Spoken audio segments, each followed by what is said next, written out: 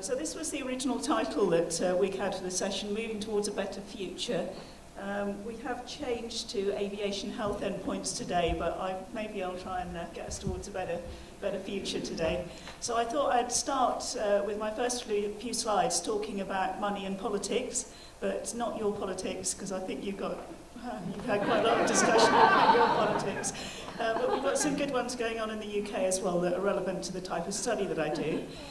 Then I'll talk about the Heathrow study that's been referred to. And there's no accident that that was published in the same edition of the same journal as John's study we've just heard about.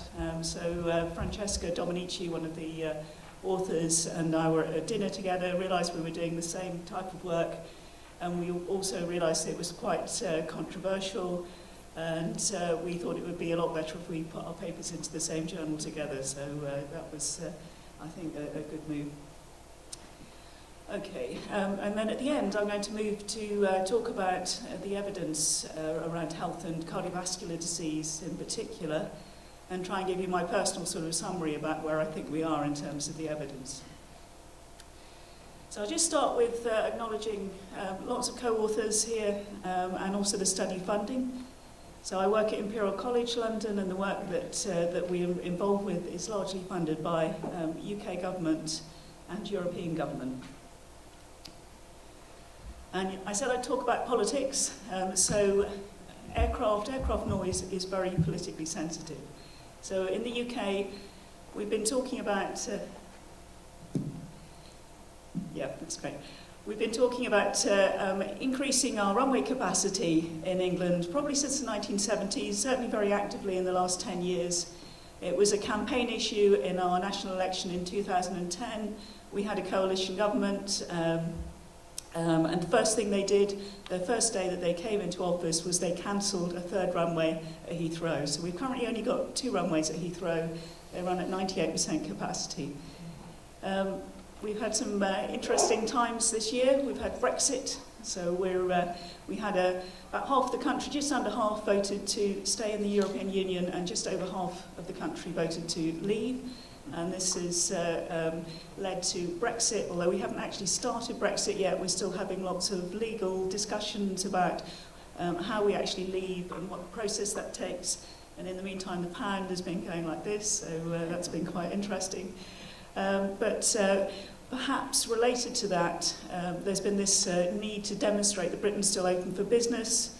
And the third runway at Heathrow was announced on October 2016. By Theresa May, who's our current Prime Minister, and immediately one of her MPs resigned, and the Cabinet were all up in arms, and there are legal challenges that were promised that will go on for quite a lot of years. So the other interesting thing that's going to happen is that the third runway is probably going to mean that we'll have to close the big orbital motorway around the outside of London, the M25, while they take over and build the third runway, which is going to be interesting. And there'll be lots of demonstrations by local groups and by Greenpeace. And I have to declare another potential conflict of interest here, in that I've been a supporter member of Greenpeace for about 30 odd years. And I'm what I might call a sedentary member of Greenpeace, so I've never been involved in any campaigns, and I don't have any advisory role with them, but I think it's probably better to be clear about it. Okay, so let's go to 2013, BMJ study. The 2 papers were put on the front cover of the British Medical Journal, and there was an editorial. So we started looking at this issue, really following on from the Hyena study, which has been mentioned previously, which was a study around 7 European airports. And it found some associations between aircraft noise and blood pressure levels in about 4,500 individuals living in 6 European countries. So in the Heathrow study that we did, we made the hypothesis that if there's an effect on blood pressure, we might expect to see an effect on other types of cardiovascular disease. So this is an area level study. We looked at neighbourhoods in London. And we looked at the London boroughs, and we looked at districts west of London. And we looked at aircraft noise in 2001, and we related that to the hospital admissions and deaths in those areas, in those neighbourhoods, in 2001, and then the subsequent 4 years after that. We didn't have information on the individuals, so we didn't know if they were smokers, for example, or if they had existing high blood pressure, but we could adjust for the deprivation of the area, what the ethnic composition was, and London's a very mixed area, and we also adjusted for the lung cancer rates in the area, which was a proxy for smoking. And this is what the contours look like. If you look on the left-hand side, this is what the aircraft noise contours look like. So at the top, we've got the daytime aircraft noise contours, and at the bottom, the nighttime noise. And you'll notice that we have categories here. And we had, because of our advisory committee, we were asked to analyse in 3 decibel categories in the daytime and 5 decibel categories at night, which was a restriction on the way in which we would have liked to do the analysis, but that was what we were stuck with. And on the right-hand side, I put the newspaper version where they did a nice sort of simplified cartoon and interpreted our results. And rather than giving actual levels, they gave us the danger zone, the annoying zone, and the study area, which wasn't quite what we put in the paper, but always worth checking what people are doing with your data. So this is actually the key results from the study. So we looked at hospital admissions. There's a second graph that looks fairly similar to this in mortality. I'll just show you quickly. But just to orient you, daytime noise, nighttime noise. And then at the top we've got stroke, heart disease, and all cardiovascular disease. So stroke and heart disease are within the cardiovascular disease. And then as you go from left to right, on the x-axis you've got the noise in decibels. So it's going up by 3 decibels during the day and 5 decibels at night. So that's an LAEQ A-weighted noise in the daytime, and it's L-night, which again is A-weighted decibels. And the general impression you can get from this is that as the noise level goes up, the relative risk, so that's the y-axis, is going up. So you get increasing noise and you get increasing risk. And you can see it's a bit more dramatic for the nighttime noise than for the daytime noise. And the second thing you'll notice is that there are red and there are green relative risks here. So the red one is just adjusted for the age and sex distribution within our neighbourhoods. And in the Model 2, we've also adjusted for the ethnicity and the deprivation. And that's really important because around Heathrow, there's a really mixed population, but there's a very large Indian Asian population near the airport. And we know that they have much higher rates of heart disease in particular. So they would have higher rates in those areas even if there wasn't an airport there. So we had to try and take that into account in our study. And in another area a bit further northwest, there's a large black community, and black communities have higher rates of stroke, certainly in the UK, hypertension and stroke. So we had to take that into account as well. And it made quite a difference, particularly for heart disease, when we made those adjustments.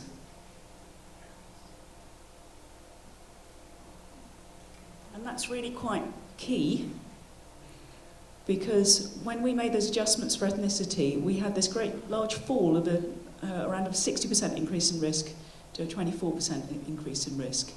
And that's one of the reasons why we've been quite imprecise when we've been talking about this study in terms of the size of the effect, because we can't tell for certain if we've made all of the appropriate adjustments that we need to in the type of study design that we've used. We still find a significant effect, statistically significant. So if you look on this 63 decibel,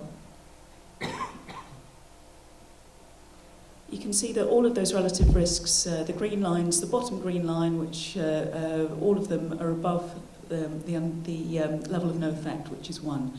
So certainly at the noise levels where the contours were greater than 63 decibels in the daytime, greater than 55 at night, we could see statistically significant effects. We were less clear about whether there were dose-response effects. For hospital admissions, we could see a dose-response effect. When we looked at mortality effects, so this is exactly the same type of plot, but it's looking at deaths, we see quite a similar pattern, but we can't see a clear dose response when we do the statistical tests.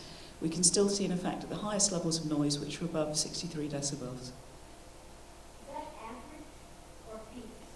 No, these are average. So it's an annual average. It's daytime, LA EQ 16 hour, and L night. So the other things we adjusted for were the PM10 air pollution and road traffic noise. So I've got a little inset map of the aircraft noise, and you can see the patterns with that sort of winged out linear approach there of reflecting the runways. The air pollution levels we were able to look at within the central London area, which are marked in the brown and in the green. And the patterns look very dissimilar to the aircraft noise patterns, and actually they're not correlated. When we adjust for them, it didn't make any difference to our analysis. So our analysis in those central London areas is 2.6 million people. If we go out to the west of London, to the full study area, it's 3.6 million, so a lot smaller population to the west of London.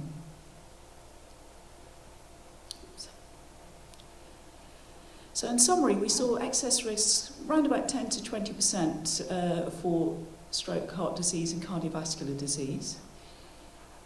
We were most confident about our results for the people who are at the highest aircraft noise levels, but relatively speaking, there weren't that many that were exposed to those high levels. There were about 70 to 80,000 who were exposed to that high levels. And over time, that's been reducing. Certainly in terms of average noise exposures around Heathrow, and it's fallen to around 42,000 by 2011. And someone just asked the question about the LMAX, which we've already answered. So our conclusions in 2013 were that aircraft noise may be a potential contributing factor to stroke, heart and cardiovascular disease, but that we were not completely clear about precise role, and we thought that there was more research needed in terms of noise and health. So just a little bit about how the study was received. So I had to do a lot of briefings on this, and there was a question in Prime Minister's question time on my study on the day of publication. So we had to make sure that all the appropriate political officers had been briefed about the study, and there were also public health departments and NGOs and Heathrow itself that needed to be informed. And we spent a lot of time working through the media and engaging with the media. And in fact, I cleared a whole week of my diary to be able to deal with the press interest in the study. And you can't do anything locally, things go globally. This is, you can see the Sydney Morning Herald here. Apparently the study was it's not Times Square, what is it? It's World Square, I think it is, in Sydney. There was like a electronic board showing results of this Heathrow study, apparently, one of my Sydney colleagues. And this is translated into various different languages. I really like the one at the bottom, that's from Mongolia, women going like this. For this study. So things go around the world. It took 24, 48 hours, and the study was reported around the world. And what happened next? This is one of the MIT report that I was hoping that Philip Wolfe was going to be talking about earlier, but he talked about air pollution. He's one of the people who's used the study to try and estimate current and future noise impacts. So there were some scenarios done if we had a new runway at Gatwick versus a new runway at Heathrow. So London Gatwick's in a very sparsely populated area, or less densely populated area, whereas Heathrow is very close into a very densely populated city.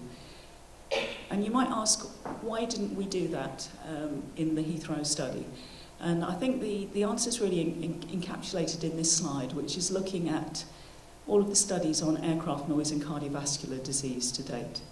And my tally of that is that there are 7. So 3 of them have shown an effect, but those 3 that have shown an effect have been geographical area level study, where we haven't been able to fully control for all the differences, individual level factors that might also influence disease. Then in the middle there's a couple of studies. There's a study of the whole of Switzerland, and there's a study that my PhD student did using follow-on from the hyena study, which have found some effects in subgroup analyses. And then there's 2 studies that haven't found an effect of heart disease mortality or stroke mortality. But in those studies, the actual exposure to aircraft noise was quite low. So putting those together is one of the reasons that we were quite cautious about how we interpreted our study. So our second reason was that we had concerns when we made the adjustments for ethnicity, that we had a big difference between the unadjusted and the adjusted results. And the third issue that we've had concerns about is adjusting for ultrafine particles, which we weren't actually able to do at the time. But those people who are exposed to the highest noise levels are also going to be most likely to be exposed to the higher ultrafine particle level. So let's have a think. That's cardiovascular disease and heart disease and stroke. What does it look like if we look at other cardiovascular risk factors? So we've seen a slide looking at the studies on hypertension. I think Audrey presented that earlier on. This is one of the 2 meta-analyses that she picked up. So meta-analysis is synthesizing evidence. You do a systematic review, try and identify all the studies, and then you do a quantitative synthesis of all of the evidence. And I don't want to go through this graph in much detail, but I want you to notice that the dose-response lines are all splayed out. And that represents differences between different areas. So one of those is in Japan, and it relates to military aircraft. And then there's different airports that are involved.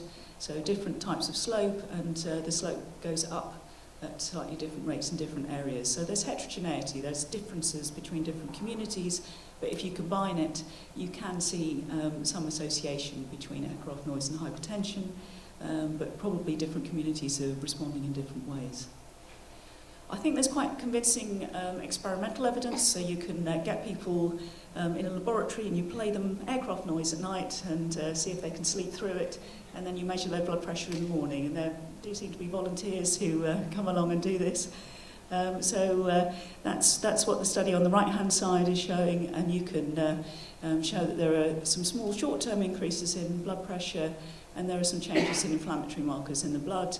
And if you play the aircraft noise a bit louder in the night, then they have a few more inflammatory markers in the blood. So that's quite convincing evidence. And then in the left-hand side is the study that I referred to in the morning about people who are sleeping at night. You can also persuade some volunteers to sleep with a blood pressure cuff on that goes up and down and monitors your blood pressure, and put a noise monitor in their bedroom.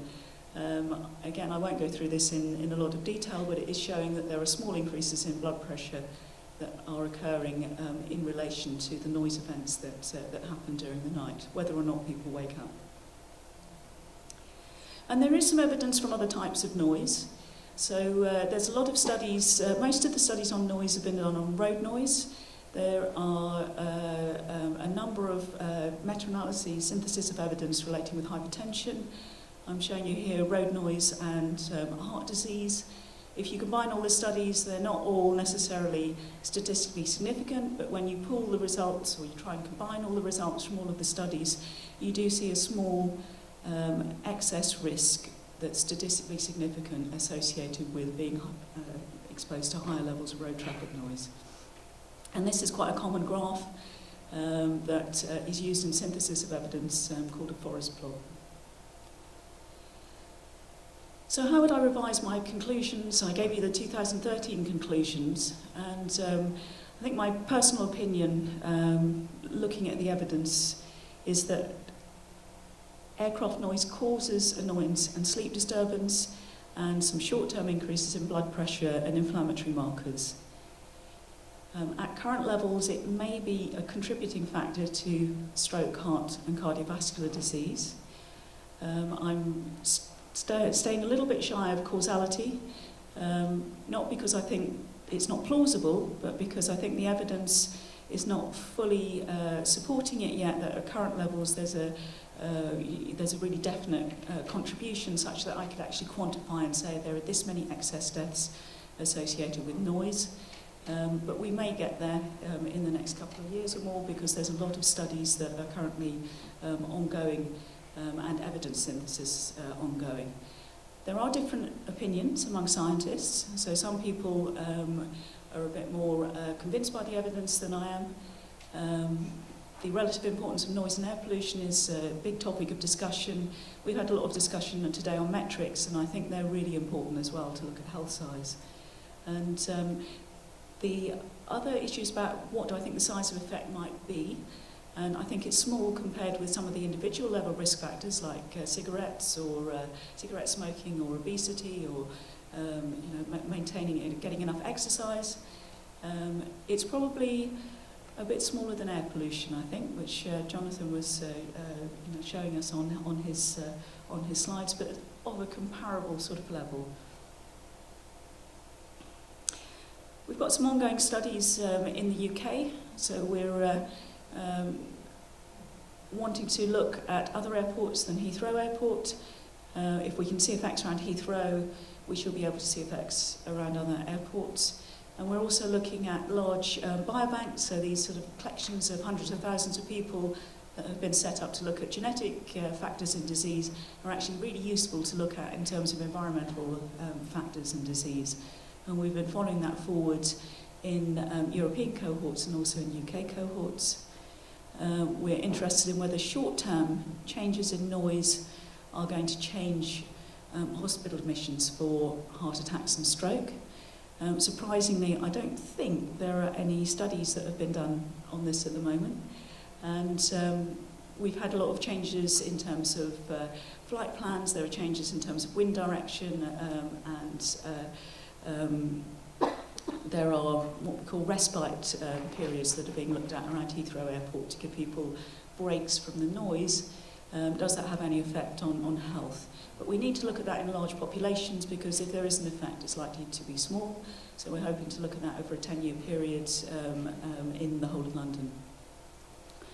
And there are other associations that might be important. So if there is an impact on blood pressure, is that enough to affect, say, birth weight or birth outcomes? And there are a number of other studies which I say to watch out for. The NORA study in Germany, there is a report in German on the web. Most of the papers haven't been published yet in peer-reviewed journals. There's some nice work going on around Schiphol. There's some work in Switzerland called the Cyrene study. The WHO in Europe are updating synthesis of evidence into noise guidelines for Europe. And they should be available at some point in 2017. And there's also another document to highlight, which is from the Airports Environment Federation, which came out in January this year. It's available on the web, which pulls together a lot of the evidence in it's an NGO group in the UK. I was involved in terms of looking at the work they've done and pulling the evidence together. They're a bit more convinced by the evidence than I am, but I think they've done a nice job in pulling the evidence together in an accessible format.